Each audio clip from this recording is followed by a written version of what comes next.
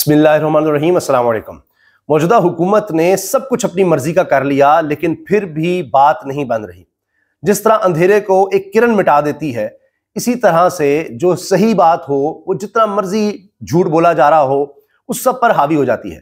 कोई एक शख्स 100 के मुकाबले में ज्यादा आपको सही, दुरुस्त, दलेर, बहादुर और सच्चा नजर आएगा, क्योंकि वो सही बात कर रहा होगा और दिलों में घर कर रही होगी उसकी बात। तो एक दलेर खड़ा हो जाए तो 100 झूठों पर भारी पड़ जाता है। अब यही सूरत हाल बनी है। यहां तो एक नहीं, 3 जजेस खड़े हो गए हैं, 3 जजेस डट गए हैं। इस हुकूमत ने 26वीं तरमीम की, अपने जजेस लगाने के लिए सारा कुछ किया, हर इदारे में अपने लोग बिठा के सब कुछ कंट्रोल कर लिया। अभी भी लोगों को पकड़ा जा रहा है, उठाया जा रहा है, मुकदमात बनाए जा रहे हैं। आगे जजेस अपने लगा दिए हुए हैं कि अगर कोई इंसाफ देने वाला जज था तो उसको कम कर दिया जाए, अपने जज हर जगह लगा दो, ताकि उन जजेस के पास जमीर वाले, आइन के साथ खड़े होने वाले, कानून के साथ खड़े होने वाले, हक सच की बात करने वाले जजेस के पास केस ही ना लगे, जिसको उठा लें बस उसको रिमांड मिल जाए। जिस तरह भी आपने देखा, इतने अच्छे सहाफी, इतने जबरदस्त सहाफी, फरहान मलिक, जो मुल्क से बाहर जा सकते थे, 10 गुना ज्यादा पैसा कमा सकते थे, ऑफर्स भी थी, सारा खानदान बाहर, लेकिन उन्होंने कहा मैंने मुल्क छोड़कर नहीं जाना। और उनकी बड़ी अच्छी बात कि कहा कि अगर सब लोग मुल्क छोड़कर चले गए तो इस मुल्क को ठीक कौन करेगा। तो बाहर जाकर भी ये नहीं है कि कोई सोना और चांदी मिल जाएगा या दूध और शहद की नहरें बह रही हैं, तो वहां भी कुछ ना कुछ स्ट्रगल करनी पड़ेगी। तो यहां रहकर क्यों ना की जाए, और मैं इस मुल्क के लिए कुछ करना चाहता हूं। अब देखिए वो भुगत रहे हैं और 4 दिन का उनका रिमांड भी दे दिया है, FIA ने पकड़ भी लिया, उनको बुलाकर बिठाया भी, लेकिन उनके हक में भी आवाजें उठ रही हैं। अच्छा, 3 जजेस की मैं पहले बात आपसे कर दूं। यानी हुकूमत ने हर तरह से किया कि चीफ जस्टिस या बड़े जज अपने लगा देंगे, अपनी मर्जी के वहां से फैसले ले लेंगे, जज भी भर्ती कर दिए हैं, केस ही उनके पास लगेंगे। जो इस तरह के केस हैं जिसमें हुकूमत पार्टी हो या किसी बंदे पर कोई जुल्म हो रहा हो, कि वो जज ही अपना हो, ताकि कुछ करेगा ही नहीं। इसमें अब अहमद दुरानी जो साफी हैं, उनके 2 भाइयों का केस भी है, वो भी इस्लामाबाद हाई कोर्ट में गया, उसकी भी बात करेंगे। अब ब्रेकिंग न्यूज ये है, साकिब बशीर साहब दीगर साफी इसको शेयर कर रहे हैं। इस्लामाबाद हाई कोर्ट जजेस इख्तियारात की जंग में मजीद शिद्दत, माताहत अदलिया के लिए कायम हाई कोर्ट जजेस ट्रिब्यूनल की तब्दीली पर नया तनाजा खड़ा हो गया। इस्लामाबाद हाई कोर्ट के पुराने ट्रिब्यूनल, जिसमें जस्टिस तारिक जहांगीरी, जस्टिस बाबर सत्तार और जस्टिस सरदार एजाज इसहाक खान थे, इन्होंने कायम मकाम चीफ जस्टिस की जानिब से पुराने ट्रिब्यूनल की मौजूदगी में नए ट्रिब्यूनल के लिए नामजदगी करने और सदर की जानिब से तैनाती की मंजूरी देने पर अहम सवाल खड़े कर दिए। पुराने ट्रिब्यूनल ने अपने आज के ऑर्डर में कहा कि ट्रिब्यूनल की मौजूदगी में कायम मकाम चीफ जस्टिस को नए जजेस को ट्रिब्यूनल का मेंबर नामजद करने का इख्तियार हासिल नहीं। यानी ना सदर ना कायम मकाम चीफ जस्टिस ट्रिब्यूनल अपनी मर्जी से नहीं बना सकता, जबकि ट्रिब्यूनल पुराना मौजूद हो, या तो उसमें से कोई जज गया हो या वो ट्रिब्यूनल टूटे। अब ये ट्रिब्यूनल बनाया जाता है लोअर जुडिशरी के लिए, उनके मामला को देखने के लिए।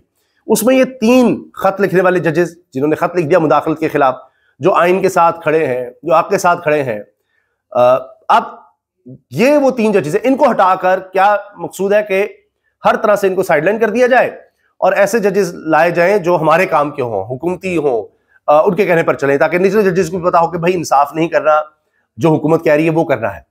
लेकिन अब ये 3 जजेस डट गए हैं। उन्होंने कहा कि आप ट्रिब्यूनल को खत्म नहीं कर सकते, इख्तियार ही नहीं है ना सदर के पास, ना कायम मकाम चीफ जस्टिस के पास। फिर इसमें उन्होंने मजीद कहा कि ट्रिब्यूनल की तश्कील का इख्तियार इन लोगों को नहीं, तावक्त है कि कोई असामी खाली ना हो। यानी कि कोई छोड़ के जाता है, कोई असामी खाली होती है, 3 जजेस में से कोई एक इधर उधर होता है, रिटायर होता है, फिर तो आप बना सकते हैं। जब वो मौजूद है तो आप नहीं बना सकते, वरना तो आजादी खत्म हो जाएगी ना। जब जिसकी मर्जी आई, सदर की मर्जी आई, वो ट्रिब्यूनल तोड़े, वही जो है बेंच तोड़ो, ये करो करो, ऐसे नहीं हो सकता। कानून में इसकी गुंजाइश ही नहीं है। कानून में तो भी गुंजाइश नहीं है कि एक जज के पास एक केस लगाओ तो चीफ जस्टिस उससे लेके दूसरे को दे दे। ये जस्टिस सरदार एजाज ने ये कहा, और कहा कि मुझे कानून दिखा दे, पढ़कर दिखा दे वो कानून।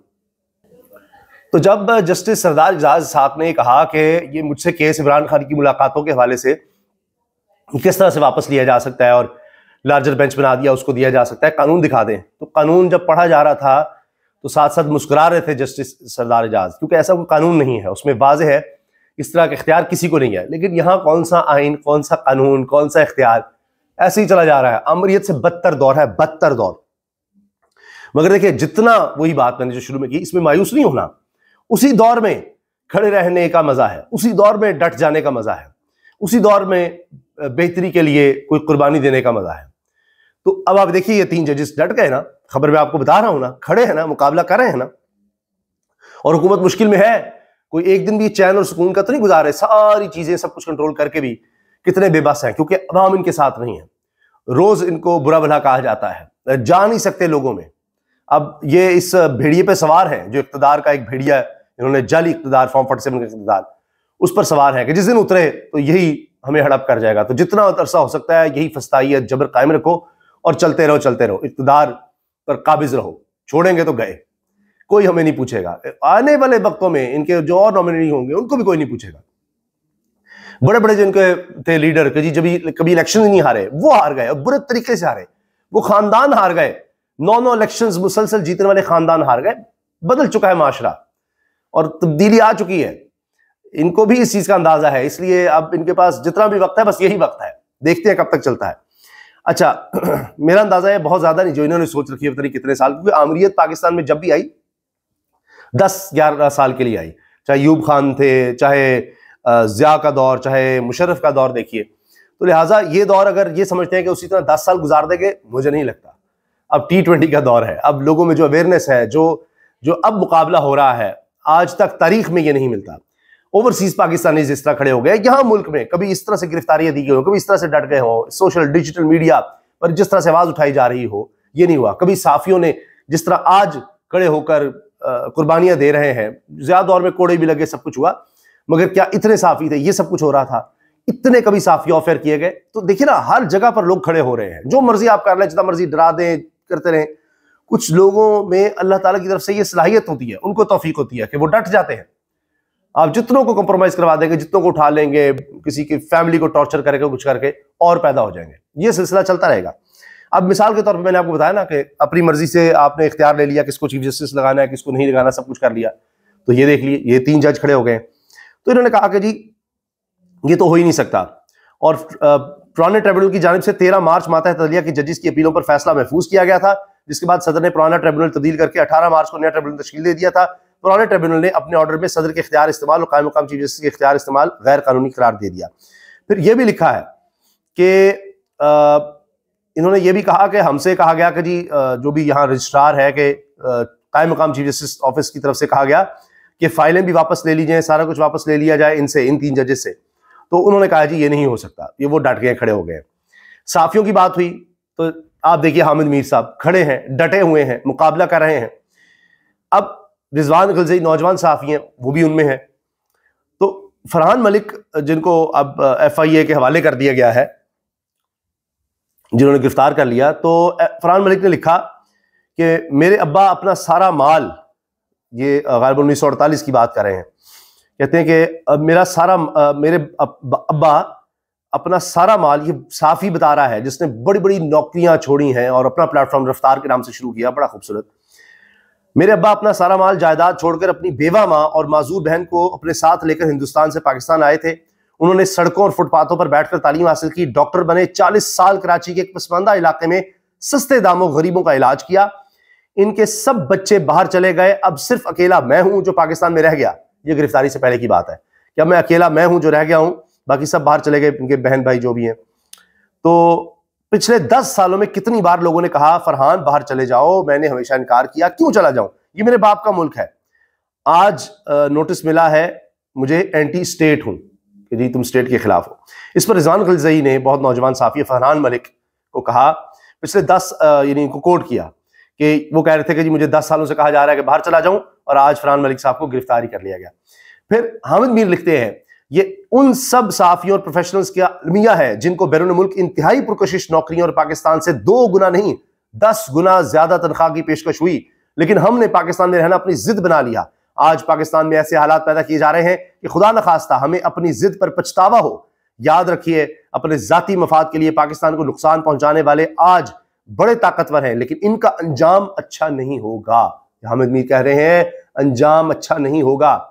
हामिद मीर तारीख को भी बहुत ज्यादा समझते हैं, बड़े पढ़े लिखे, किताबें पढ़ने वाले, मुताला करने वाले साफी हैं, और वो कह रहे हैं अंजाम अच्छा नहीं होगा। साथ वो कह रहे हैं खुदा न खास्ता इसलिए कि भाई इतनी आसानी से नहीं जाएंगे, दोबारा सोचने में मजबूर किया जा रहा है कि अच्छा चले ही जाओ मुल्क छोड़कर। वो कह रहे हैं ना ना ना ना। साफी फरहान मलिक 4 रोजा जिस्मानी रिमांड पर FIA के सुपुर्द कि जी आप एंटी स्टेट हैं। अब इसमें कुछ डिटेल नहीं बताई जा रही, बस उसको पकड़ लिया गया है। तो रफ्तार प्लेटफॉर्म पर आप देख लीजिए, आपको कोई ऐसी चीज मिलती है, बहुत जबरदस्त वो काम कर रहे थे। यूट्यूब चैनल भी है रफ्तार का, डिजिटल मीडिया का प्लेटफॉर्म है, नौजवानों के लिए पूरी तारीख के हवाले भी दे रहे थे। अच्छा, अब एक और सहाफ़ी के ख़ानदान के हवाले से देख लीजिए, मरीम नवाज खान कोर्ट रिपोर्टर हैं, बहुत अच्छी नौजवान रिपोर्टर, यूट्यूब पर भी वीलॉग्स भी करती हैं। कहती हैं इस्लामाबाद हाई कोर्ट ने तीसरे दिन बिल आखिर अहमद नूरानी के मुग़वी भाइयों की बाजियाबी की दरखास्त समाअत के लिए मुकर्रर की। बदकिस्मती ये है कि समाअत एक एडिशनल जज जस्टिस अमीन इनाम मिनहास के सामने मुकर्रर की है, जो हालिया अभी दौर में लगे हैं, इस दौर में फॉर्म 47 के दौर में इनको जज लगाया गया है। और इससे बड़ी बदकिस्मती ये है कि 2 दिन बाद कार्रवाई शुरू करके जो एहसान फरमाया जाएगा, इसमें इन 2 और मुमकिन मजीद दिनों का हिसाब कौन देगा? सहाफत जुर्म है तो बंद करा दें। अहले खाना को टॉर्चर करने से कौन सी तकवीत मिल रही है? अच्छा, अब सियासत पर आ जाइए। सिक्योरिटी इजलास पर अपोजिशन का मुश्तरका फैसला ना होने पर मौलाना का पीटीआई से गिला कि भाई आप हमें भी साथ शामिल करते, आपने बायकॉट करना था तो हमें बताते, फिर हम भी इस बारे में सोचते जाना चाहिए नहीं जाना चाहिए। तो कहा इन्होंने कि रात 1 बजे तक हमें बताया गया पीटीआई शिरकत करेगी, सुबह मालूम हुआ पीटीआई ने बायकॉट कर दिया, तो हमारे लिए फैसला बदलना मुश्किल हो गया कि अब सुबह क्या करें। हम तो कह चुके हैं कि हम आएंगे। आइंदा सरकारी इवेंट पर पीटीआई को ना बुलाया तो हम ना जाने का सोच सकते हैं कि अगर पीटीआई ना गई, उसको नहीं बुलाया जाएगा तो हम भी नहीं जाएंगे, हम सोचेंगे इस बारे में। अचक ज़ई ने पार्लियामेंट का मुश्तरका इजलास बुलाने का मुतालबा किया। ये मीटिंग हुई है, उसमें कहा, और पीटीआई ने कहा हाँ जी आपका गिला सच है, हमें समझ नहीं आ रही थी हम क्या करें, हम सोच विचार में थे, हमें मिलकर फैसला करना चाहिए था, आइंदा मिलकर फैसला करेंगे। मियां नवाज शरीफ साहब के बारे में आपने सुना कि बड़ी सेहत खराब है, वो स्टेथोस्कोप लेकर गाउन पहनकर डॉक्टर साथ साथ फिर रहा है कि जी वो कौमी सलामती कमेटी के इजलास में नहीं आ सके और वो बड़े सख्त बीमार हैं। वैसे तो वो मेयर वाले काम करें लाहौर के मेयर के लिए कि पुरानी इमारतों को किस तरह ठीक करना है, तो मियाँ साहब भी काफ़ी पुराने हैं, तो वो भी समझ रहे हैं कि अच्छा पुरानी चीज़ों को कैसे ठीक करना है। लेकिन हुआ यह है कि मियाँ नवाज शरीफ की सेहत वाकई इतनी ख़राब है कि कल ही मियाँ जावेद लतीफ़ खैरियत मालूम करने गए और अब उनकी तस्वीर भी आ गई, उसमें शाश बेशाश भी लग रहे हैं। बहरहाल अल्लाह जी मियाँ साहब को सेहत दें जी। राना सनाउल्लाह साहब ने अजीब बात कर दी है, इमरान खान की पैरोल पर रिहाई के लिए गौर मुमकिन है। राना सनाउल्लाह, अच्छा इतनी हमदर्दी इनकी क्यों जाग रही है जी इमरान खान के लिए? पहले तो कहते हैं मच जेल में भेजेंगे और उनकी चीखें निकलेंगी, फलाना होगा, इनको ये कर देंगे वो कर देंगे। वज़ीर आज़म के मुशीर बराए सियासी अमूर राना सनाउल्लाह ने कहा है कि अगर ये कौमी इत्तेफाक राय का हिस्सा बनना चाहते हैं तो इमरान खान को पैरोल पर बुलाने का मशवरा दूंगा। अगर ये पैरोल पर रिहाई से मुतालिक दरखास्त देते हैं तो हुकूमत इस पर गौर करेगी। ये वक्ती रिहाई होती है पैरोल पर, कितने वक्त के लिए इनको रिहा किया जाता है इस मकसद के लिए। मुशीर बराए सियासी अमूर राना सनाउल्लाह ने निजी टीवी प्रोग्राम में बात करते कहा, कौमी सलामती कमेटी के अगर कोई कौमी इत्तेफाक राय का हिस्सादार नहीं बनता तो ये फिर इसकी अपनी चॉइस है, इस मामले पर पूरी कौम मुत्तहिद है। अच्छा पूरी कौम मुत्तहिद है तो बस आप जो मर्जी फैसला ले लें, फिर क्या जरूरत है सियासतदानों को बुलाने की?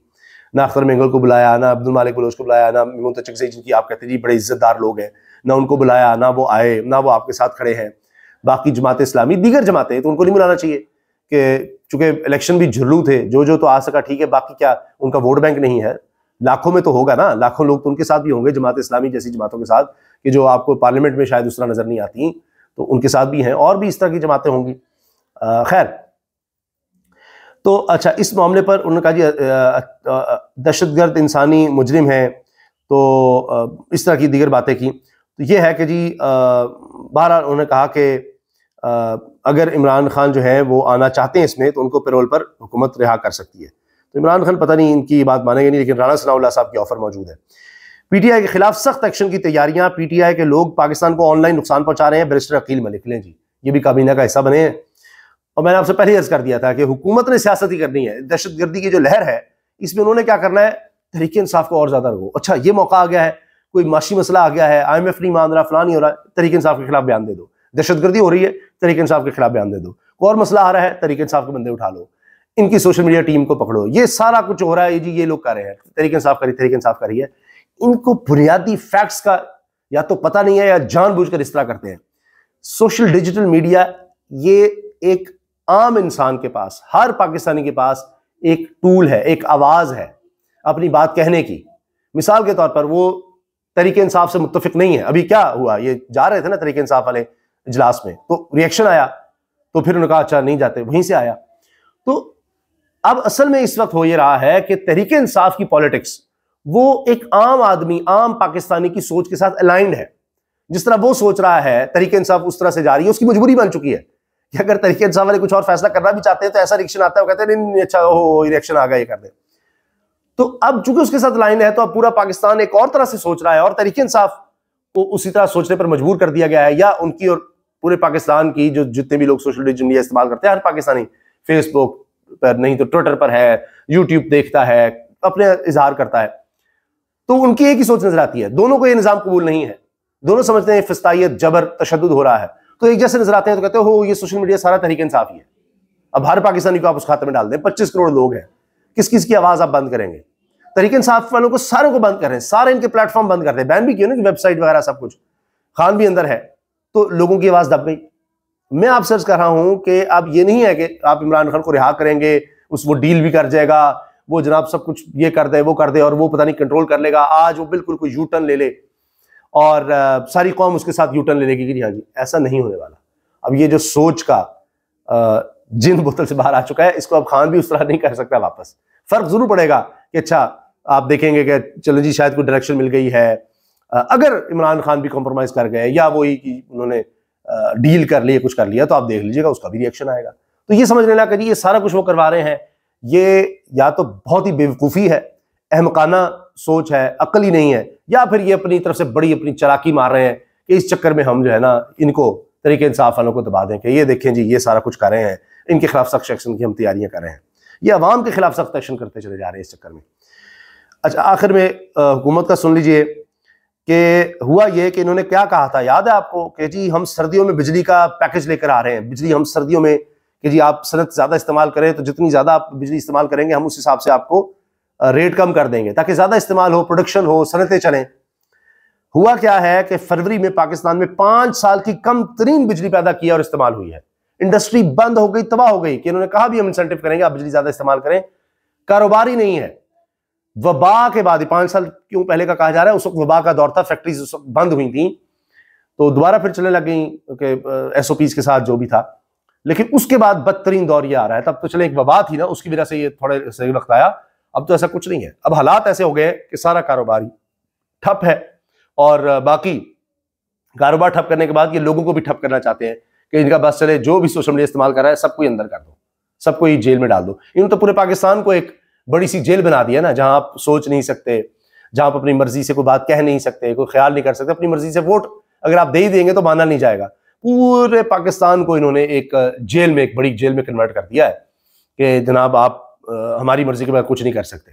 और यहाँ पर सारे ही इनकी तरफ से, जिस तरह सुपरिटेंडेंट डयाला जेल है उसी तरह है, और जिस तरह उस सुपरिटेंडेंट डयाला जेल की दरखास्तों पर जज एक्शन लेंगे, इसी तरह जज भी हमने अपने कर लिए हैं, भर्ती कर ली है, अपनी मर्जी के कर लिए हैं। जाओगे तो जाओगे कहाँ, बाहर भी जाओगे इस जेल से निकलने के लिए हमने जो कर दिया कि बाहर जाकर तुम कोई बात कर दोगे बैरून मुल्क जाकर, हम वो भी नहीं तुम्हें करने देंगे, इस जेल में नाम डाल देंगे, कर देंगे। तो इतना इन्होंने जबरदस्ती अपनी तरफ से माहौल बना दिया है, लेकिन फिर भी चैन और सुकून नहीं मिल रहा, फिर भी सब कुछ अपनी मर्जी के मुताबिक करके भी मामला कंट्रोल नहीं हो रहे। यह है असल इनके लिए अलमिया। अल्लाह हाफिज।